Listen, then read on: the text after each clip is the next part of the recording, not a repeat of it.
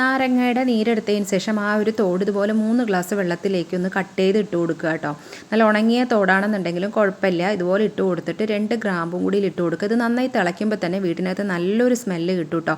എന്നിട്ട് നമ്മളിതുപോലെ കോപ്പറിൻ്റെ പാത്രം ഉണ്ടെന്നുണ്ടെങ്കിൽ അതിലേക്ക് കുറച്ച് ചായ വെള്ളം ഉണ്ടല്ലോ, കട്ടൻ ചായ എടുത്തത്, അത് ഇതുപോലെ ഒന്ന് ഒഴിച്ചു കൊടുക്കുക. അതിനുശേഷം ആ ഒരു നാരങ്ങ നമ്മൾ തിളപ്പിച്ചിട്ടുണ്ടല്ലോ, ചെറുനാരങ്ങയുടെ തോട്, അത് നന്നായി കൈകൊണ്ട് ഞെരടി എടുത്തതിന് ശേഷം നമ്മൾ ആ ഒരു തോട് ഈ ഒരു വെള്ളത്തിലേക്ക് ഇട്ട് കൊടുക്കുക കേട്ടോ. എന്നിട്ട് ഈ ഒരു വെള്ളം നമ്മൾ ഇതുപോലെ ഒരു സ്പ്രേ ബോട്ടിലാക്കിയിട്ട് നമ്മുടെ കൗണ്ടർ ടോപ്പ് തുടയ്ക്കാനും അതുപോലെ തന്നെ ഗ്യാസ് അടുപ്പും ഡൈനിങ് ടേബിൾ തുടയ്ക്കാനും ഒക്കെ നമുക്ക് ഈ ഒരു വെള്ളം യൂസ് ചെയ്യാം കേട്ടോ. നല്ലൊരു മണവും കിട്ടും, അതുപോലെ തന്നെ നല്ല അടിപൊളിയായിട്ട് നമുക്ക് ക്ലീനാക്കി എടുക്കാനും നമുക്ക് സാധിക്കും. അപ്പോൾ നമ്മൾ ഈ ഒരു കോപ്പറിൻ്റെ പാത്രത്തിലേക്ക് നമ്മൾ ഇട്ട് കൊടുത്തിരിക്കുന്ന അതിലേക്ക് കുറച്ച് പൊടിയുപ്പും അതുപോലെ കുറച്ച് ബേക്കിംഗ് സോഡയും കൂടി ഇട്ട് കൊടുത്തിട്ട് കുറച്ച് സമയം നമ്മൾ റെസ്റ്റ് ചെയ്യാനായിട്ട് വെക്കുക.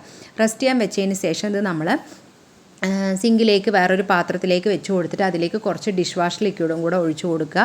എന്നിട്ട് നമ്മളിത് പെട്ടെന്ന് ജസ്റ്റ് ഒന്ന് ഉരച്ചു കൊടുത്തു കഴിഞ്ഞാൽ നല്ല അടിപൊളിയായി തന്നെ നമ്മൾ എത്ര പഴകിയിട്ടുള്ള കോപ്പറിൻ്റെ പാത്രമാണെന്നുണ്ടെങ്കിലും നല്ല പോലെ നമുക്ക് ക്ലീനാക്കി എടുക്കാനായിട്ട് നമുക്ക് സാധിക്കും കേട്ടോ.